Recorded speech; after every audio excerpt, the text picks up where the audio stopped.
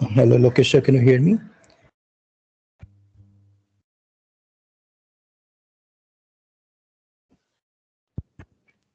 Yes, sir. Yes, sir. It's audible.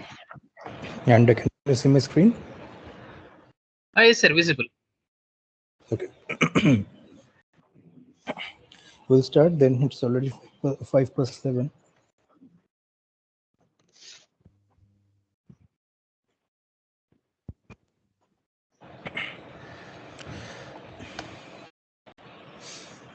Okay, so the usual introduction. This is a 12-week course on electrical machines. This is the second part of the course. First part is taken on the other semester by Professor Taposh Kumar Bhattacharya from IIT Kharagpur. And there are 3 doubt clearing classes every week, of which I take this Monday class. I am Shatush Shide, a PhD scholar at IIT Bombay, and I work on electrical machine design. So my class is every Monday, 7 to 9 p.m. And this is the fifth week of the session of the course. Total 12 weeks are there. Now, last 2 classes, we discussed about distributed winding. Uh, Third week was on mostly the EMF of distributed winding. And the fourth week was on how a distributed winding is actually wound. How does it look? Which wire gets connected to which coil, gets connected to which coil, in this way. Now, the distributed winding concept that we saw for the last 2 days are applicable for both induction and synchronous machines. Induction and synchronous machines are the machines that we are going to study in this course. That's why this discussion on winding is required. Now, from today, for the first time in this course, we are starting any specific machine. So today we are starting with induction motor, and to be more specific, 3-phase induction motor. So as usual, I would first like to um, ask you to ask your doubts from this week's lecture, or maybe from previous week's lectures also. After solving your doubts, we'll delve into the problems. Okay, you can now ask your doubts.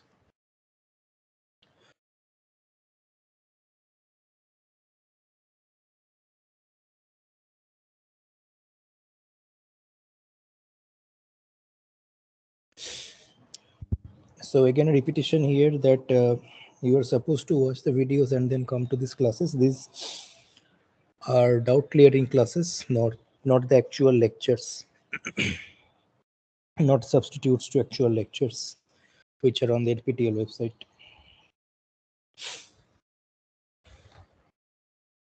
So any doubt to ask?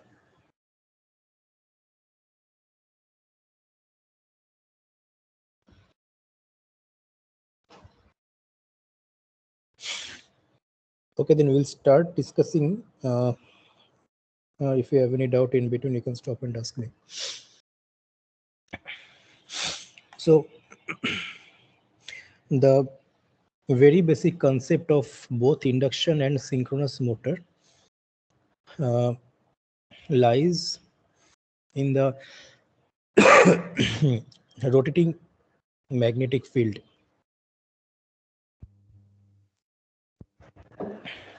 So the concept is like this: if you have 3 coils, let us say, which are distributed spatially by 120 degree,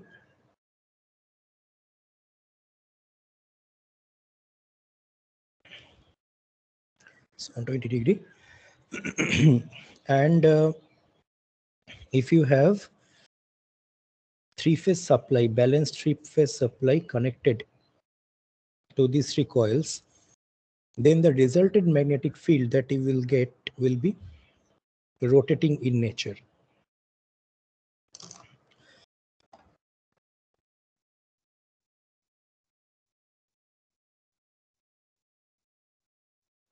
Okay, so this was first done for induction machine. So this coils, if they are placed in this fashion and there is a three-phase supply connected, you will get this rotating magnetic field inside. So you can visualize it in two ways. One is, suppose you are sitting at one place, and measuring the magnetic field at that point, then measuring and, let us say, plotting it with respect to time, you will get to see a sinusoidal wave like this.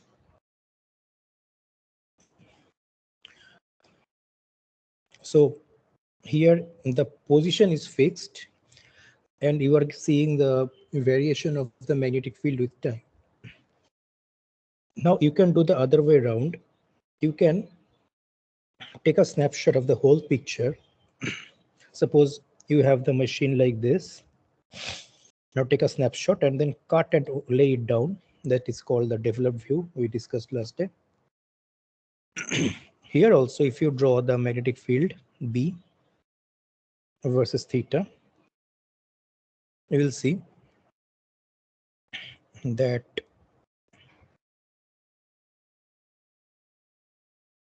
there is a variation of B with respect to the space. So the B magnetic field is varying in both space and time. Okay. And the speed of rotation, ns, also called the synchronous speed, is given by 120 f by p in rpm. F is the frequency in hertz, p is the number of poles, and then 120 f by p gives you the speed in rpm. Now this is true for any three-phase distributed winding. Okay. Last we have seen how to create poles with using windings, distributed windings.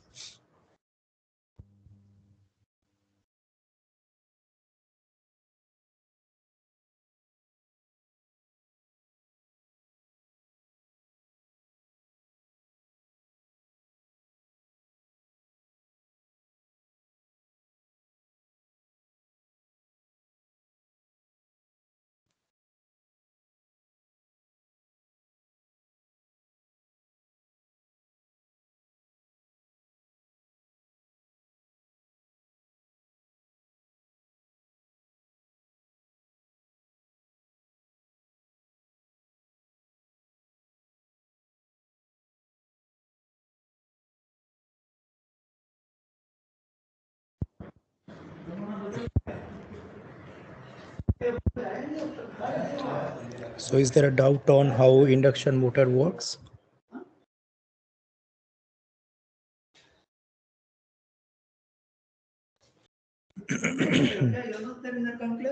Sorry?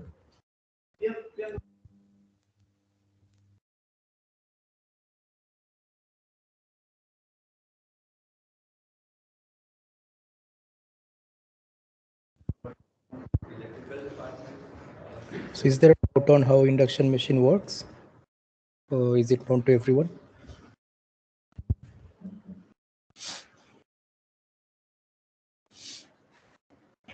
Okay, so I will guess it everyone knows that. So it's basically Faraday's law. Faraday's law, or better to say Lenge's law. The rotor tries to resist any change in magnetic flux linkage, and in an attempt to do so, the rotor rotates. Simple. Okay, then we'll start the problems.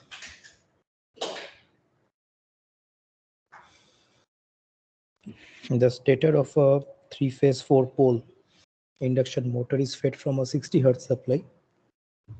The rotor is rotating with a slip of this much. Find the speed of the stator field with respect to an observer on the ground. So speed we just saw, it is 120 f by p. So 120 into 4 by 60.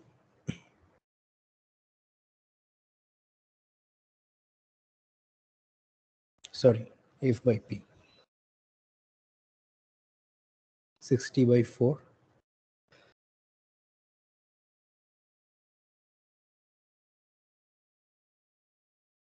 1800 RPM.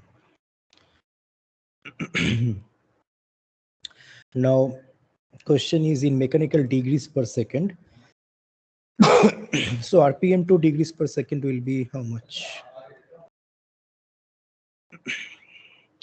Revolution, this many degrees, this much second.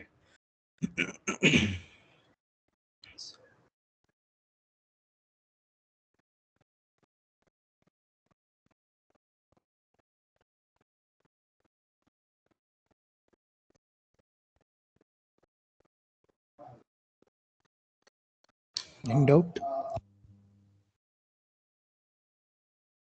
No, sir.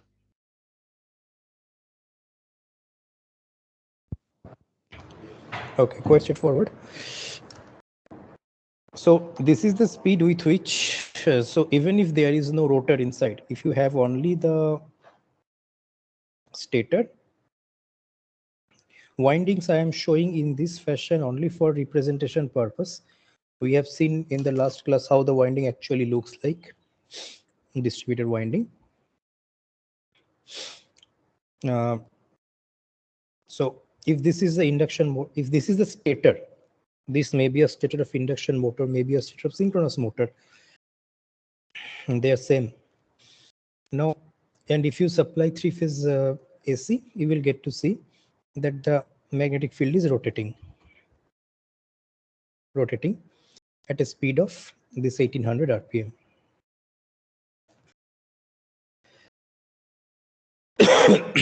Okay, now find the speed of the rotor with respect to an observer stationary on the ground. So as I said, that induction motor is running on the principle of Lenz's law, right? So the rotor cannot be exactly running at 1800 RPM because at 1800 RPM, change of flux linkage will be 0. So the rotor will try to slow down. As soon as it slows down, it again sees a change of flux and again tries to speed up. So there is an equilibrium where the rotor rotates at a speed lower than the synchronous speed. That's why induction motor is always an asynchronous motor. Now you load the rotor more, the speed even drops. But induction motor is more or less a constant speed drive. If you draw, we will see this curve later. I mean, some of you might already know this, that this is the torque speed characteristic of induction motor. In general, this is the operating range. The induction motor more or less operates in this zone. Beyond this, if you see, this is the absolute no load or synchronous speed. You keep loading, it moves this way. Beyond this point, the current is very high. Okay. So basically in your laboratory, if you do experiments on induction motor at different torque and speed, and then if you plot, you will actually get to see a curve like this. A curve like this, not a curve,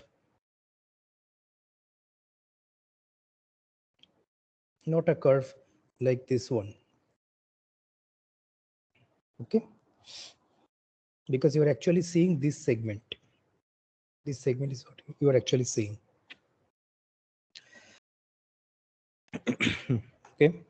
So find the speed of the rotor with respect to an observer. So basically you see here, the rotor is definitely trying to follow the stator magnetic field, but it cannot exactly keep up. So it is a little bit slower than the stator magnetic field. In other words, suppose by any way you are standing or sitting on the stator magnetic field. So from a ground observer, you are rotating at 1800 RPM. You will see that the rotor is gradually going back at a very slow speed. Or in other words, the rotor is slipping. So from there, this slip term comes. It is slipping backwards. Now slip is defined as this. It is basically how much slow the rotor is normalized over the synchronous speed. Now that is given in this question as 0.07.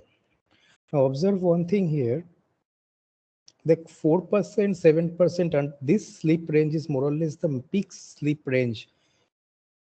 You will never see an induction motor running at full load 10%, 12% slip. That is unusual. Even 7% is, I would say, quite high. A typical full load speed lies more or less in this range, 4 to 6% full load slip. So we are asked to find out the rotor speed. So this is given to us.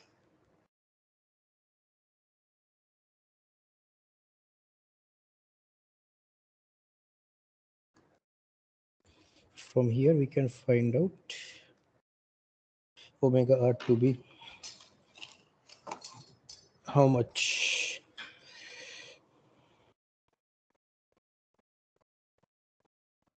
1674, sir.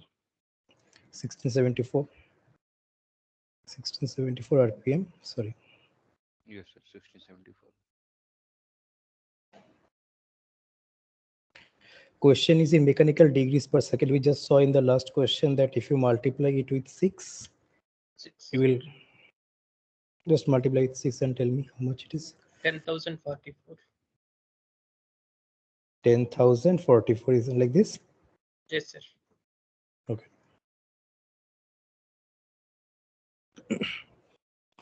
So this is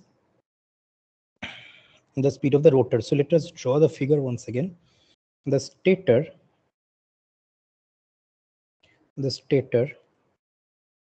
is let me draw in straight lines. Okay, is running, not the stator, sorry, the stator magnetic field is rotating at a speed of 1800 RPM. Rotor is also rotating in the same direction at a speed of 1674 RPM. So both of these we are watching from the ground. Now suppose from the rotor reference frame, you are now sitting on the rotor reference frame. What do you see? You are stand still, right? And the stator magnetic field is moving with a speed of 1800 minus 1674, so 126 RPM. Or in other words, if you are sitting on the, say, synchronous reference frame, synchronous reference frame, you will see the rotor is moving backwards very slowly. In this fashion. So it will look like the rotor is slipping back slowly with this speed, 126 RPM. Okay. So now from this figure, we'll go into the next question. Find the frequency in hertz of the EMF induced in the rotor. So what would the rotor see? Slip times the supply frequencies. Yes, SF. So how does it come? We'll see. So EMF is basically d psi dt. So whatever the frequency of psi, that much will be the frequency of voltage. Now, what is the frequency of flux linkage? So whatever frequency the rotor sees, whatever speed of the uh, stator magnetic field the rotor observes. So that is 126 RPM. So again, 126 RPM equals 120 F by P. P is 4. So how much F? Let us call this F prime, okay, rotor.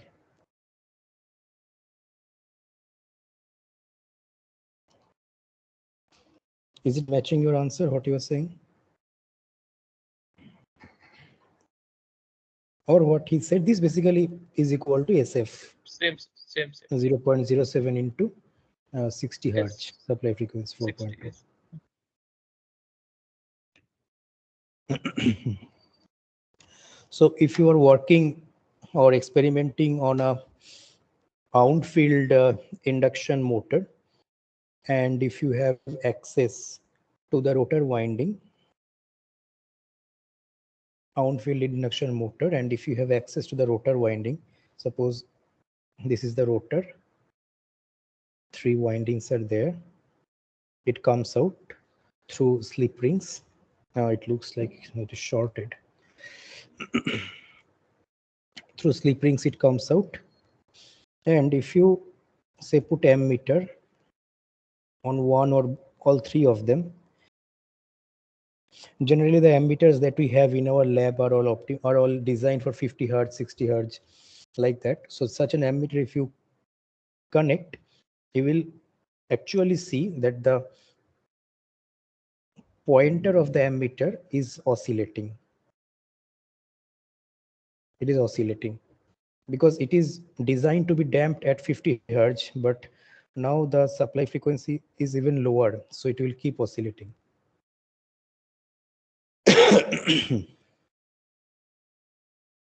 You will get to see that the ammeter pointer is not fixed at a certain value. It's oscillating at the slip frequency. Okay.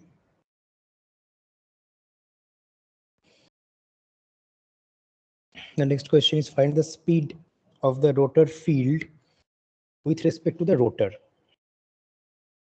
Now you are simply sitting on the rotor. This is the rotor. You are sitting on this. Now, so what would you see? You will see that the rotor is fixed. Definitely you will not see that your own reference frame is rotating. Rotor is fixed, and you also see that there is an external 126 RPM. 126 RPM field is rotating. And this field is creating another 126 RPM EMF. Just see, I just said RPM EMF. It is basically the frequency of the EMF, where the RPM and hertz are related by this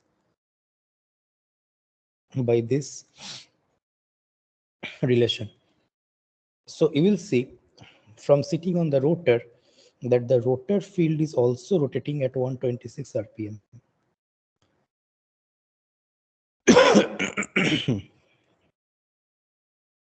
In the same direction.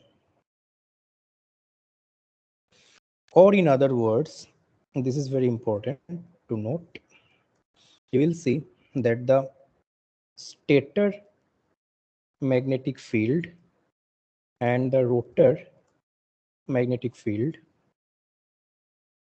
they are stationary with respect to each other.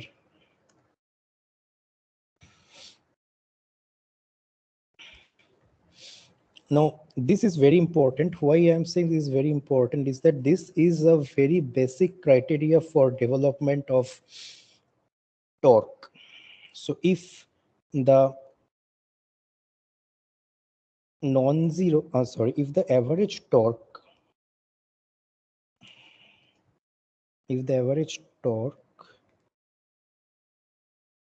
over a complete time period is non-zero,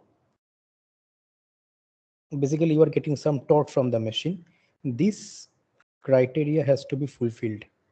This is true for any electric machine in existence.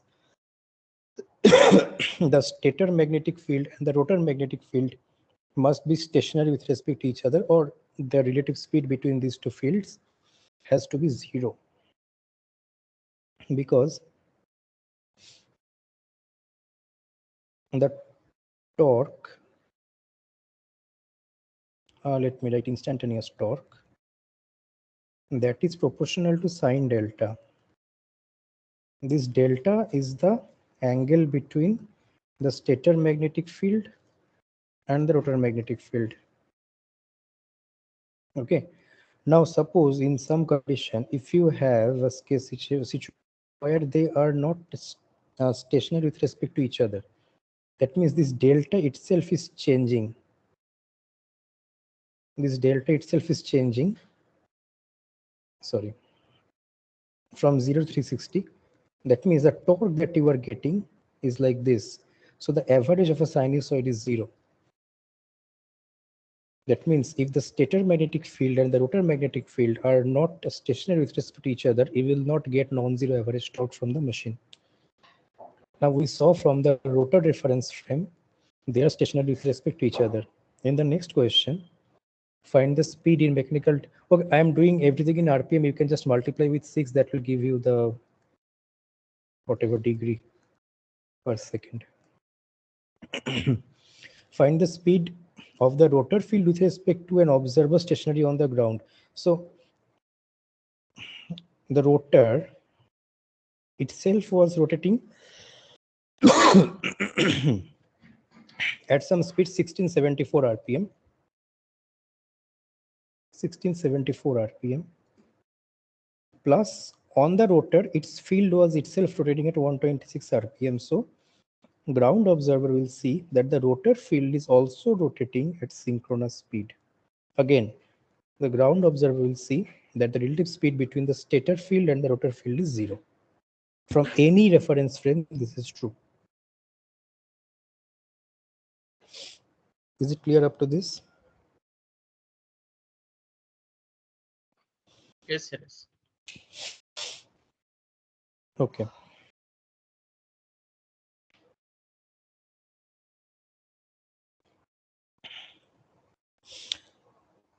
Just one thing. This is, let me just look at some other machines and establish these things also. Say for a DC motor, how does it look? Say this is the North Pole, South Pole, armature, brush, one winding here, another winding here. Okay. Now I said motor. Motor means we have to supply the current first.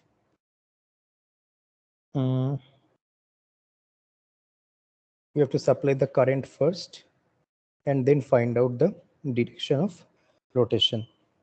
Suppose this kind of current is flowing.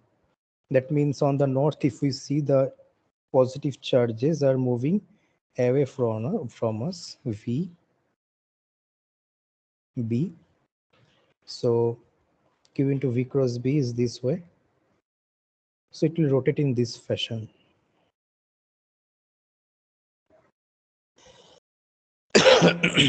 Now you see, let me remove this. In this fashion, it will rotate. All the conductors here will be carrying cross. Here, no current. All the conductors under the south pole will be carrying dot. That means the armature is creating a field in this direction.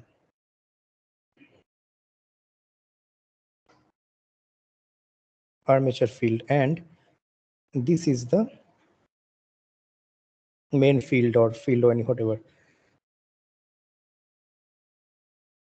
Field winding field. You see, none of these change their direction. It is always like this in a DC machine. So a DC machine also, the stator field and the armature field, they are static with respect to each other. Now in DC machine, these fields are static with respect to the ground also. That's a different thing. But with respect to each other, they are static. For induction machine, both are rotating with respect to the ground, but they're static to each other. For a synchronous machine,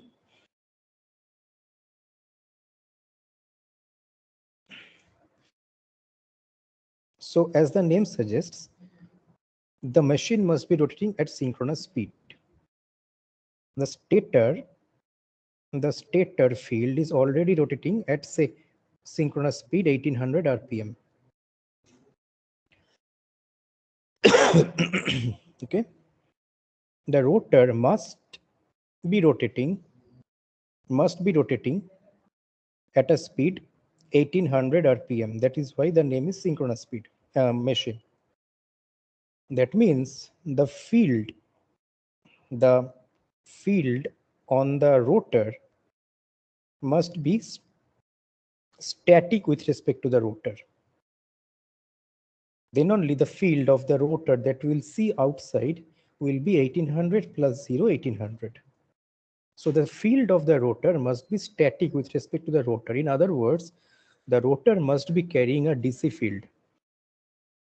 That is why in synchronous machine rotor we have DC field, DC winding or permanent magnets for PMSMs or BLDC, whatever.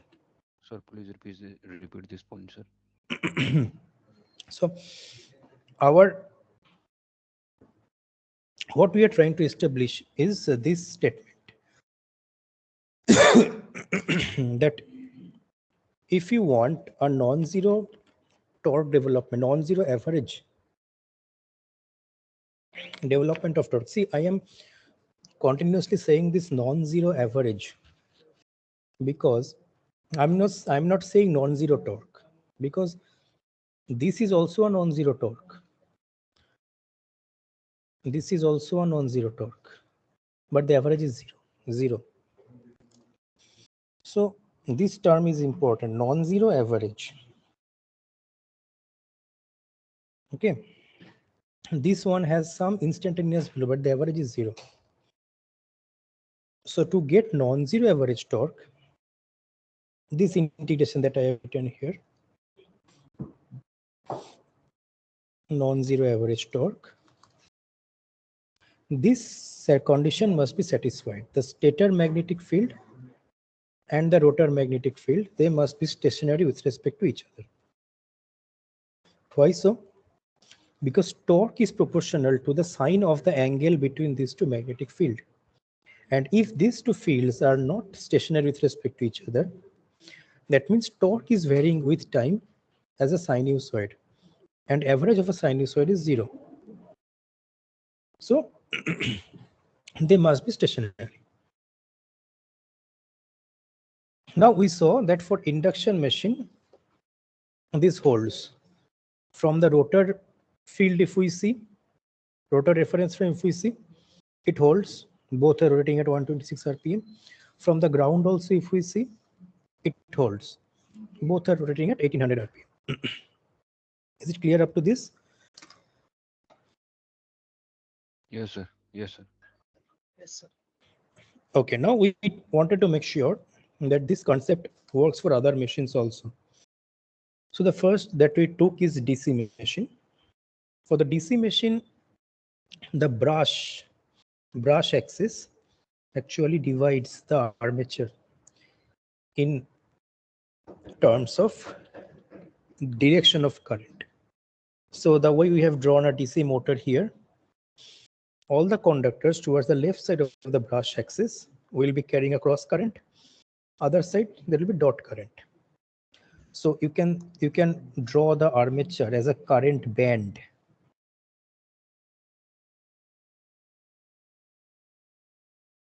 Sorry. It looks like cashews.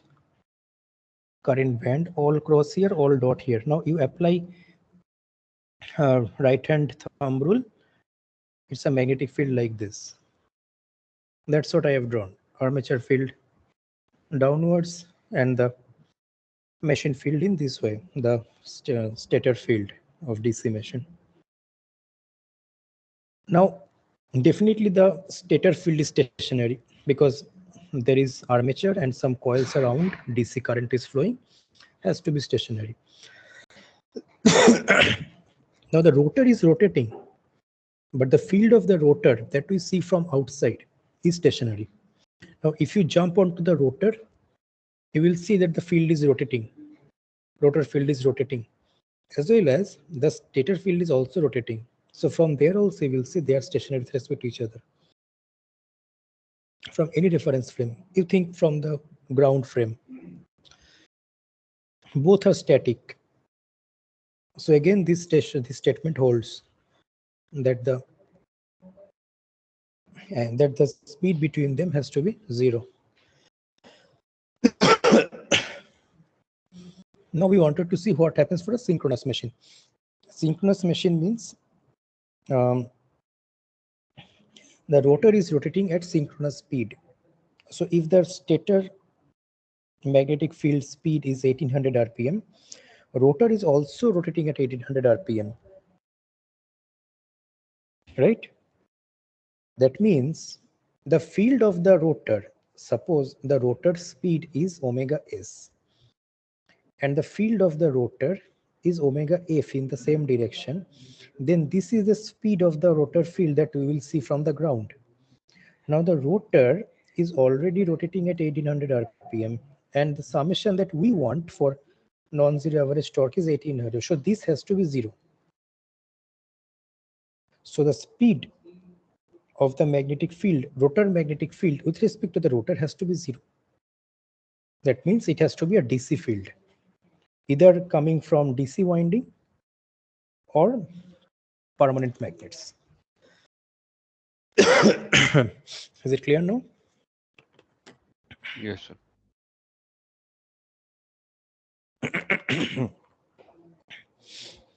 Now, throughout all this discussion, I did not mention one thing that is true for all. All of this is true only at steady state.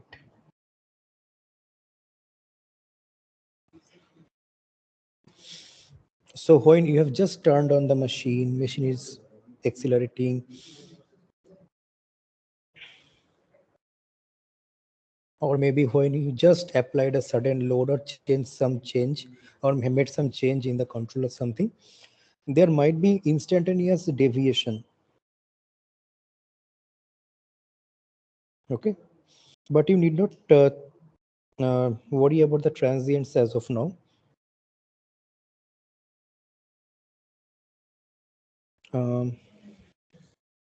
Is there a deviation? There is some momentary deviation because a synchronous motor, when you are starting, obviously the fields are not static with respect to each other.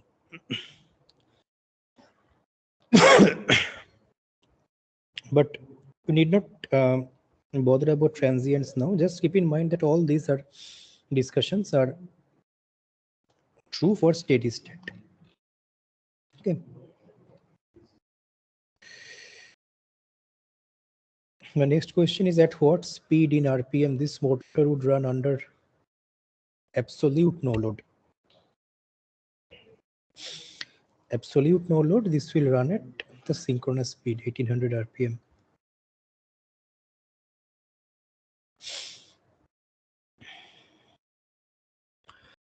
Absolute no load means, see, suppose you have an induction motor, shaft No coming out. friction and weightless rotor. Yes. Some load. Now, if visually see there is no load connected, but still there is some friction and windage losses, core loss. No such loss is there. If there is no such loss, then the rotor can rotate at exact synchronous speed. but that never happens for a practical induction motor. Is clear up to this?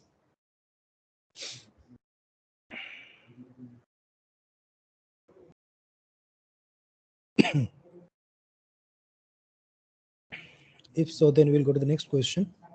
Read the question first.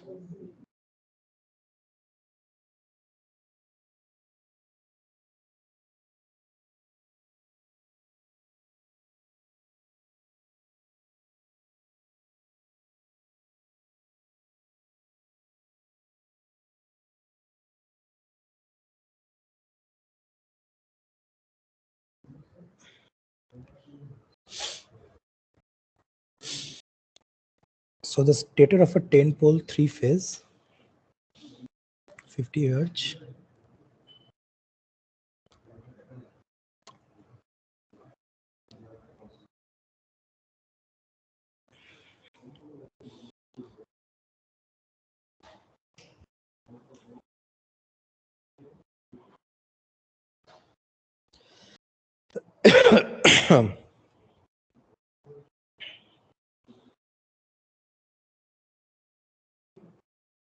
okay. So do you appreciate the fact that an induction motor is nothing but a transformer?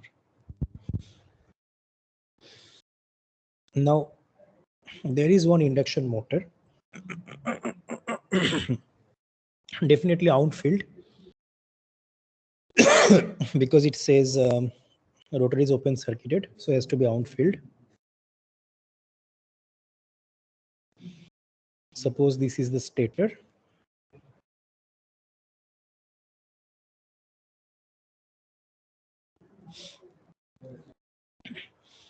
And this is the rotor. Stator is supplied. Three-phase supply. The rotor. And rotor is kept open. And you get 60 Hertz. Since nothing is mentioned, the line-to-line voltage is 60 Hertz, 60 volts, sorry, you are getting. When the rotor is stationary. Rotor is open circuited, so definitely it's not rotating, cannot rotate, it open circuit condition. It is phase voltage, sir. Oh, they mentioned phase. Okay, then phase, not this. However, you will not get the neutral for a rotor. So even if I write this has to be this. Anyway, that is not of importance, I think, in this case, because the questions are something else. However, if the rotor is rotated by some external means at 600 RPM in the clockwise direction. So this rotor EMF, let me write is at E2. This is proportional to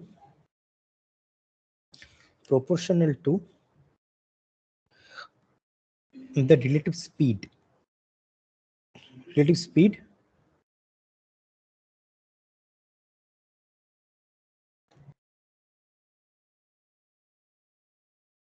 So relative speed between omega s minus omega r. yes, the synchronous speed and rotor speed. Or you can say that means E2 is proportional to omega s minus omega r, or in other words, E2 is proportional to the slip.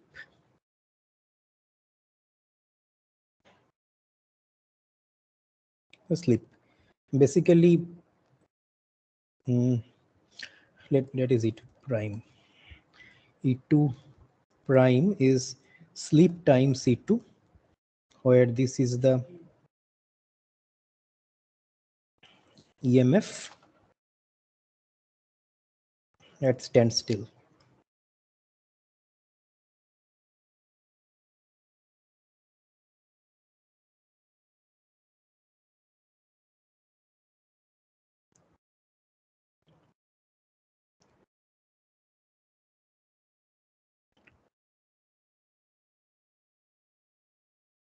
EMF at standstill. See, this equation is nothing new. We already know this. E is d psi dt. So how fast psi is changing? That is basically an indication of speed. Faster it is, higher the voltage. Faraday's law, nothing new.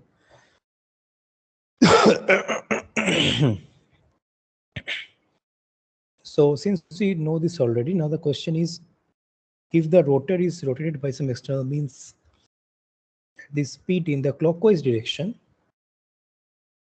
find the RMS value. So RMS value we have to find in the rotor. So we have to look at the situation from the rotor's point of view. Okay. Now the stator field rotates in anti-clockwise direction. Stator field rotates at anti-clockwise direction. So in this direction, it rotates. What is the synchronous speed? Synchronous speed is 120 600. F by P, 600 RPM. So the stator is rotating in 600 RPM anti-clockwise, and someone is rotating the rotor at 600 RPM. That means from the rotor's reference frame, we will see that I am static and the stator field is rotating in this direction at 1200 RPM.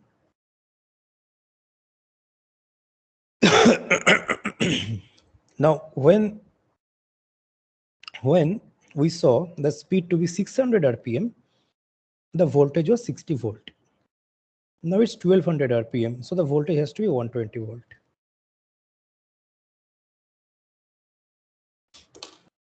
Look at the question and see if there is any doubt.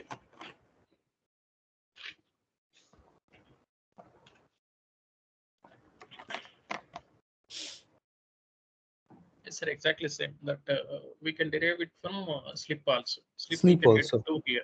2 we can get. 2, yes. Exactly. So now one thing, since you mentioned sleep, do not forget to assign the sign. Okay. Suppose here we take anti-clockwise to be the positive direction. So the sleep will be omega s anti-clockwise. So the formula is omega s minus omega r. So omega s minus omega r. Omega r is minus 600 because it's clockwise. So 2. Do not forget to assign the sign. Otherwise, you will get a zero slip here. It's not zero slip.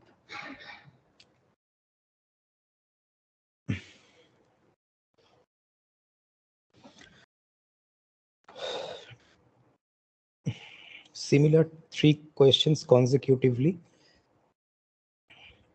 Rotor is rotated at this speed in anti-clockwise direction. So stator field also in this direction, 600 RPM. Rotor also in this direction, 600 RPM. So the rotor will see no change in magnetic field, 0 volt. 0 volts.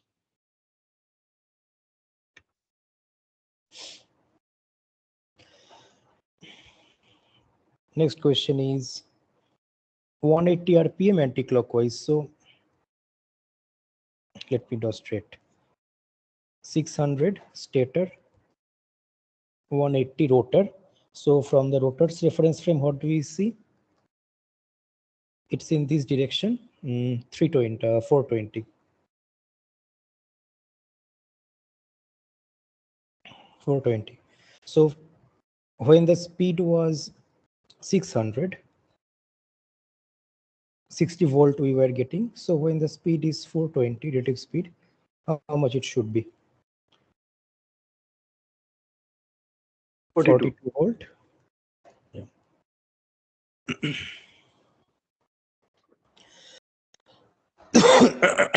Here also, if you want to calculate the slip, you can. Yes, sir. 0.7. 600 minus 180 by 0.7. Okay. Last question.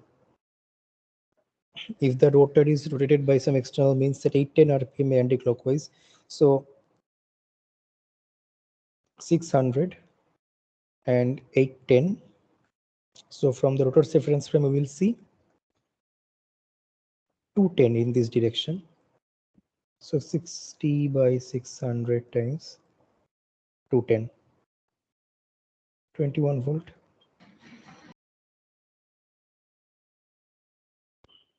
The relative speed has Will it be become half. minus, sir?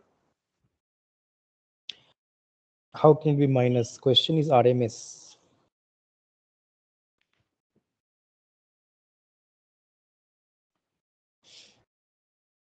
RMS. Okay. Yes, sir. Yes, sir. Correct. 21. So that's all. Easy problems just by reference speed we could do. Now it's up to you. If you guys have questions, I will answer. Last day we had some good discussion.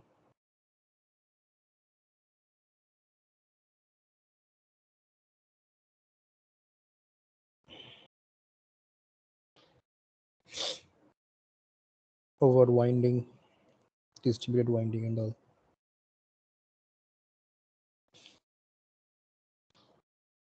Sir, can we discuss this phase voltage and total maximum current and maximum voltage? Maximum current of Winding, na? rotor. Yeah, that image you were showing, na? Image you were showing. So This one. yeah, what the maximum voltage I can get and what the maximum current I can get. Actually, it's the other way around. When you are designing a motor, you have certain requirements. You were asked to design a motor for a certain torque and speed, which will be supplied from a certain voltage source.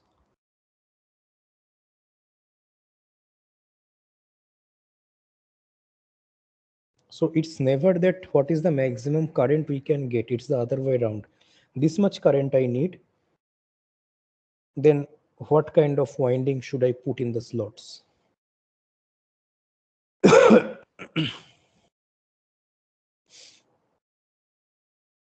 So basically what I said here, torque and speed, when you are designing a machine, torque and speed, there's multiplication gives you the power. They are actually two independent quantities and can be designed separately.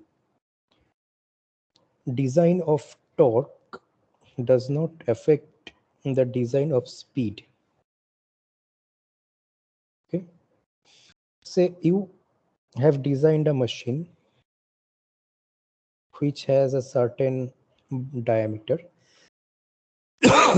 say 80 millimeter, and a certain length, say 120 millimeter, and you fix one more thing, that is what kind of cooling you are giving. So once these parameters are given, the torque of the machine becomes constant. You can no way increase the torque.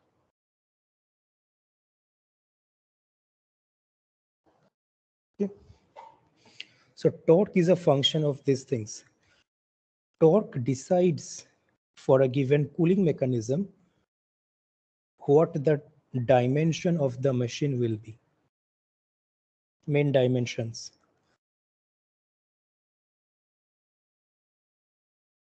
Till now, we have not talked about speed.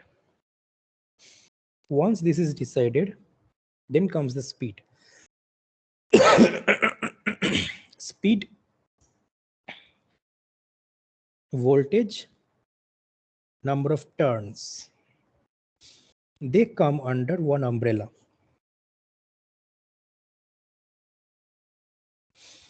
It is voltage is proportional to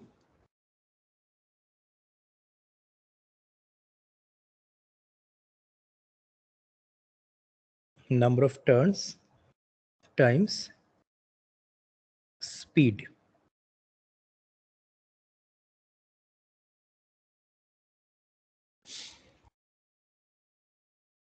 And when you are designing this, torque is not affected because torque is proportional to mmf.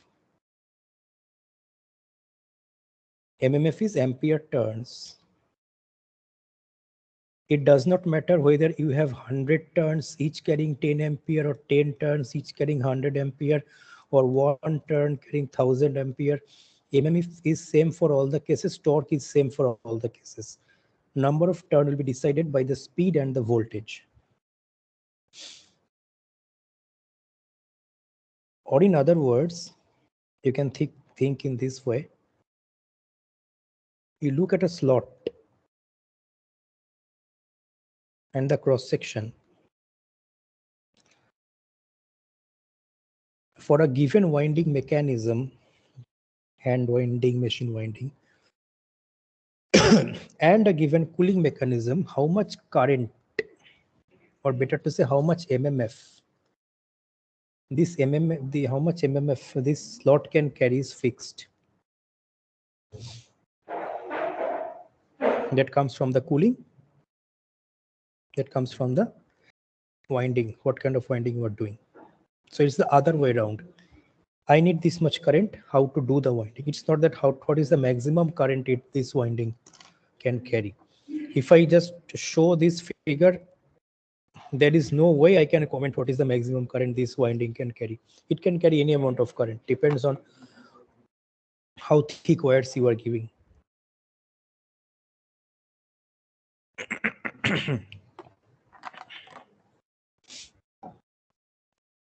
The discussions that we had now from here mostly, this is true for any electric machine in general, any electric machine. If you design machines by yourself, you will see finally the equations that you will get will actually burn down to these observations.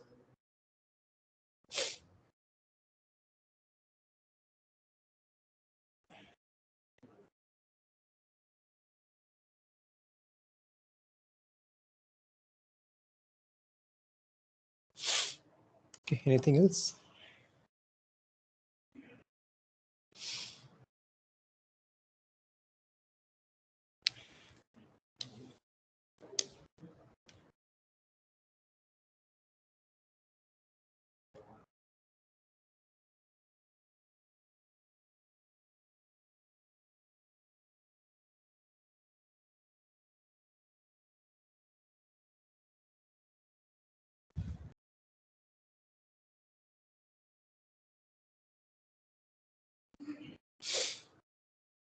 Okay, I will wait for some time maybe.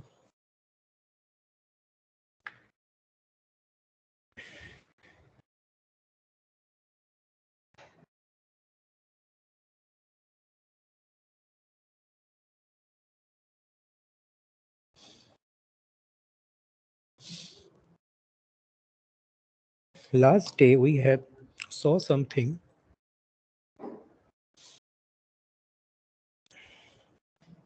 I said it's very important to understand distributed winding. That is SPP, which is slot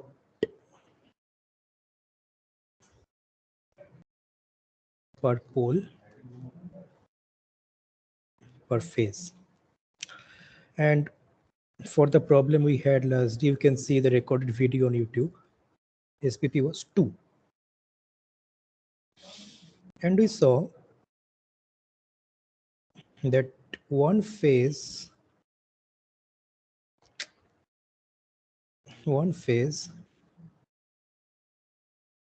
just a minute.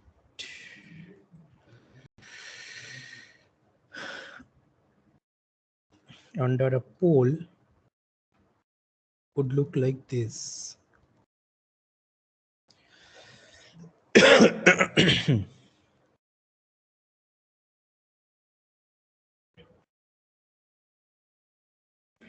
So these two is return conductor, these two going conductor, like this.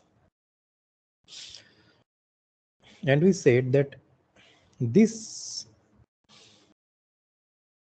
constitute a group, coil group. Last to last class we encountered that term coil group.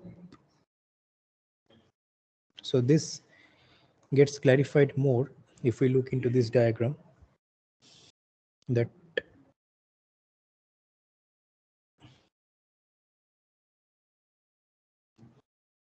this is one and the next one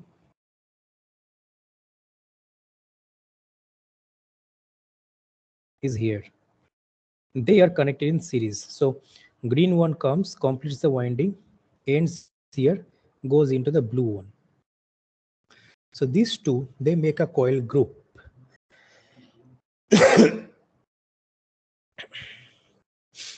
They make a coil group. And while we say SPP is 2, you see here it is 0.5, half slot, 1 slot, half slot, 2. Why can it not be like this?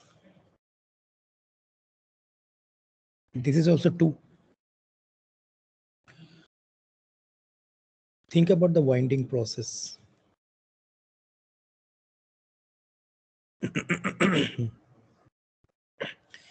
These are dot and these are crosses.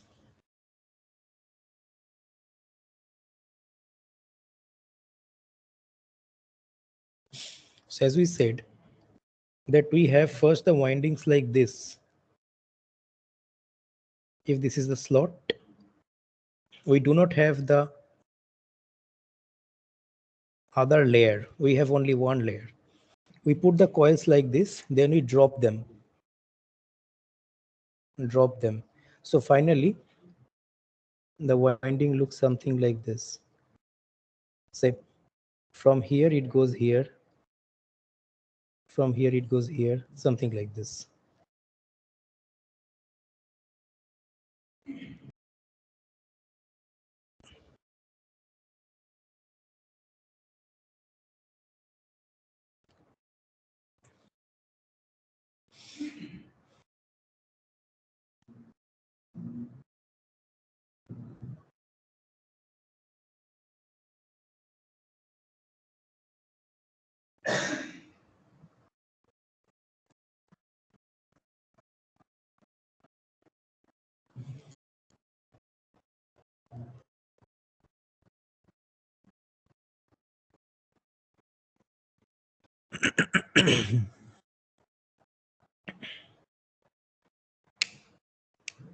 Sir, what was the question, sir? A question just discussing about the winding that we saw last day.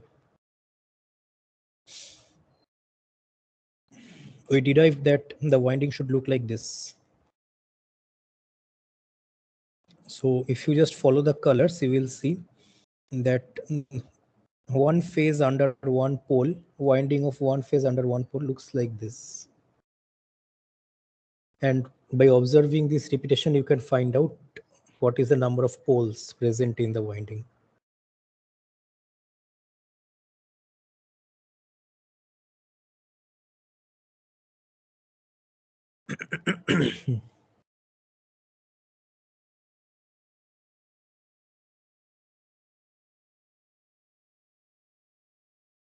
one coil group will always be in series, no, sir? Yes. Winding in the one coil group. Yes, in series. Another coil, another coil group I can connect in series and parallel to increase voltage or current. Yes, that can be done. If you look into the last 3 questions of the last class, we had similar discussions. Last 3 questions of last class. It's there on YouTube. But we'll also see that we established that it doesn't matter. At the end, the VA of the machine remains the same. VA of the machine remains the same. Only thing is the voltage and current ratings change, but the total power or VA remains the same. Yes, yes. Because you have fixed the amount of current that can flow, you have fixed the number of turns. The VA has to be same.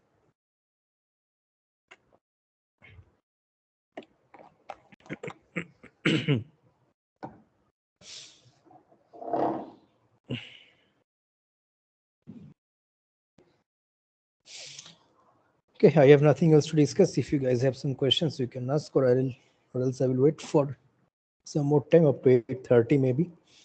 So, sir, something about V by F ratio in the motor. Like generally it says that it remains constant. It's not something that remains constant. It is kept constant under certain type of control. Like for DC machine,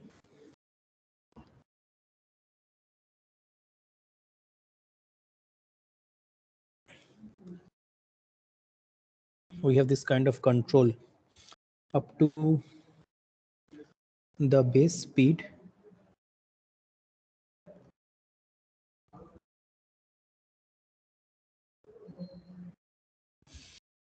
We can control the torque by controlling the armature voltage.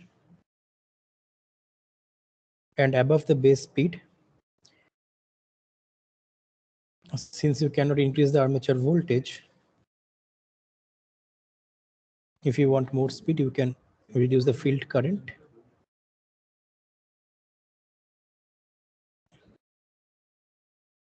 So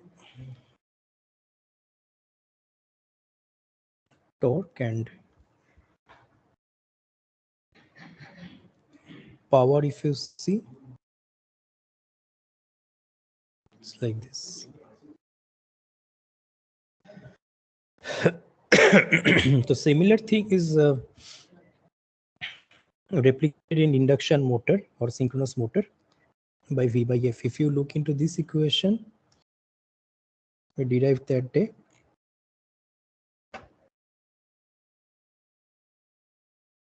This equation,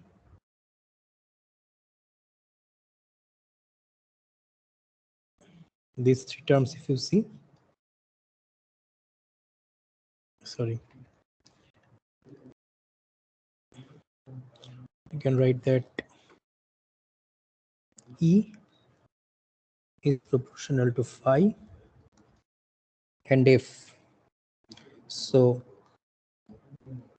E by F is proportional to phi. So until the base speed, flux is kept constant. Why is flux kept constant? Because torque is proportional to current times flux. We won't want the rated torque. So if the flux is not rated, rated current will not give you rated torque. So if we keep the flux at rated, so that rated current gives us rated torque. That we do up to the base speed.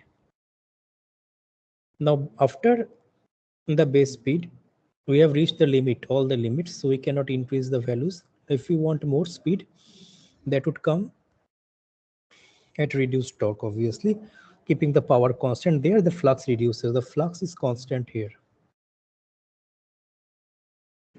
And here the flux reduces. Field weakening zone.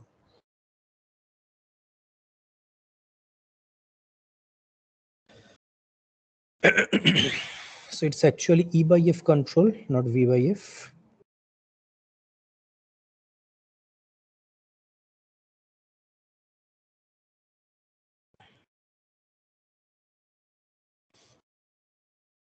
This is where you have E. This is where we have V. But E is not in our hand. V is what we can access. Between V and E, there is this drop. And this is LS, which is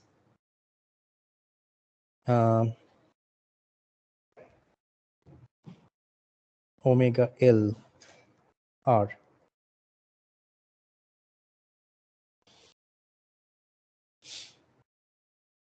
At low frequency, not at low frequency.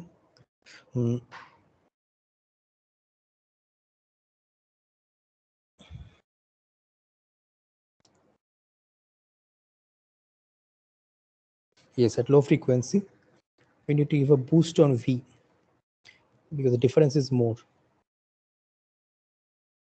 The V by F actually looks like this.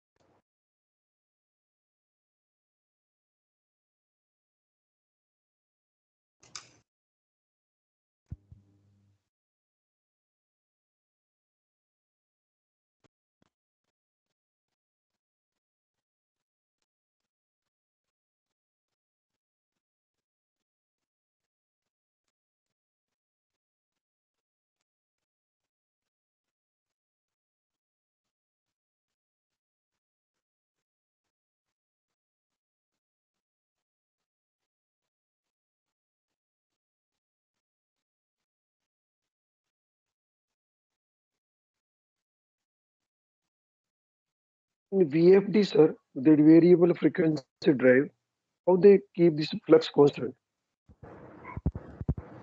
By keeping this ratio constant. The frequencies increase like too much. Too much means? Like maybe 4 times, 6 times. No, when the frequency is above the base frequency, then the flux cannot be kept constant. Then the flux is reduced because the voltage cannot be increased anymore. So V by F is reduced, flux is reduced. That is why I wrote there, no, field weakening. That zone is field weakening.